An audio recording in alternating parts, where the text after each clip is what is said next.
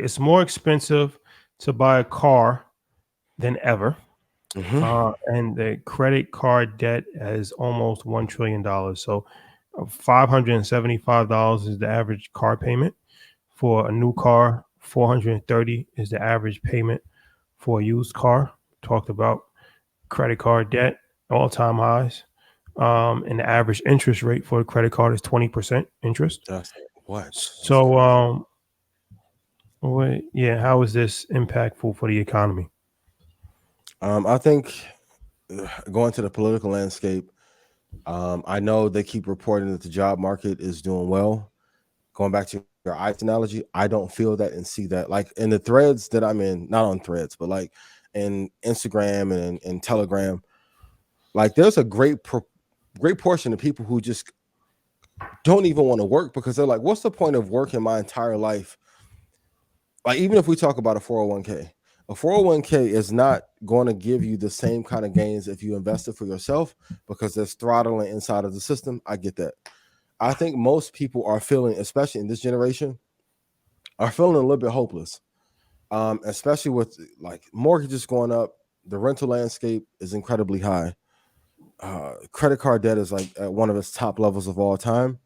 Um, as a country, I think we need to do a much better job of like finding safety in this job landscape. So even like let's take Twitter in a way everyone was fired. I think a lot of people need to be let go because it was bad leadership.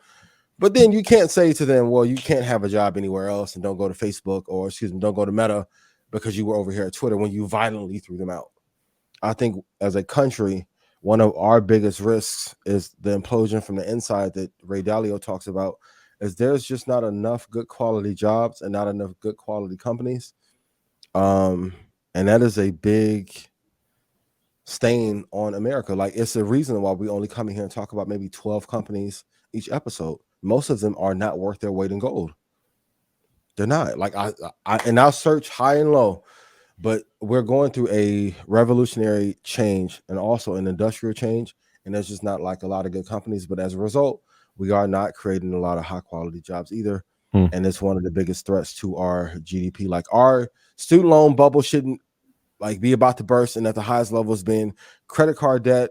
And then we haven't even talked about on the mortgage side as well. Like the debt bubble, we're in like a bubble of everything right now. And everyone's acting like everything's fine, and leadership won't address this. We have to make a change quickly, or I'm very fearful. Like people, you guys put in the comments, like when you go even applying for a job, most people don't even feel like they're going to get a call back or a great interview. Like the disdain for even applying, or companies not even having grace to say, hey, it's not a good fit, but maybe I can put you here. Or even when they tell you, hey, we'll keep you in mind, you know that they're not keeping you in mind. Like people have just quit. And also that has led to the entrepreneurship boom as a result because people have had to create out of desperation or out of need.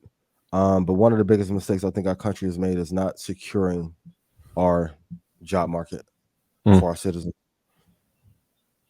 Yeah. Well, we saw a slowdown in the job report last week, Yep. which obviously, when the comments are looking at it, it's like, all right, well, inflation's working.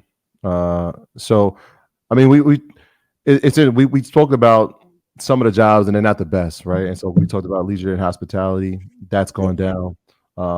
We've talked about transportation, that's going down. Warehousing is going down, but a couple of sectors that have gone up inside the job market: healthcare up Hmm. 41,000, social assistance, and construction. So that construction is always encouraging, right? Because that means that real estate is going to be impacted. That Yep. all the companies that are inside of that will work. REITs will increase. So construction is always something that's encouraging because more things are being built. But the problem is if the interest rates are high, who's going to be able to afford to live inside those things? Absolutely. So it goes back to that balance of like trying to have a soft landing, but I don't know how you do it. It seems almost impossible. And then Dave at the Gross the LA show told us about the incoming commercial real estate boom. So we Right. have commercial real estate boom currently there. Only 7 companies keeping the S&P 500 up.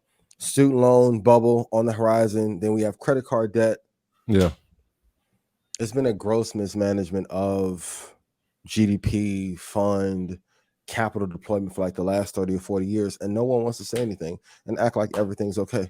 Even crypto, the entire case of crypto being more valued came from 2007 and 8, the mistrust in the banking system. Then the banks tried to like crush it. It didn't work. Now they want to take over the thing that was the alternative to them after people lost trust. Like, come on, man. Like, we have to do better. We're slowly eroding from the inside. And I know people are gonna be like, what? There's nowhere else to go but America. I hear that, but these are the ways that you're gonna have to think if you want to be an investor. Because, and Scoop was saying that this, shout out to Fat Man Scoop, he was saying it like, yo, I wish y'all to listen from the very beginning. This is all stuff he said publicly. He was like, yo, when I got divorced, I had to pay $16,000 a month in alimony. An advisor told him if he had put $16,000 into the market for 5 or 6 years, that'd be $24 million. He was like, I didn't know these things until I came across y'all on this show. I just didn't know. Because in the entertainment business, that's another way that they get us to generate a ton of revenue, but give us very little equity and very little money in proportion to what we're actually worth. That's why it feels like when we come on here and we get to talking our shit, it's not used to being done, because most artists or most Black entertainers or Black entrepreneurs are usually pigeonholed because they're not making that much money. And now we're seeing a new revolution where a lot more of us are a little bit financially free and a lot more financially savvy, and they're trying to stop that as well. So kudos to all of you who have been implementing the advice. Shout out to my man Scoop. I appreciate you. And again, Floyd in that New York show. Great investment advice was given there too. But I think we have to be very mindful of the environment that we're in.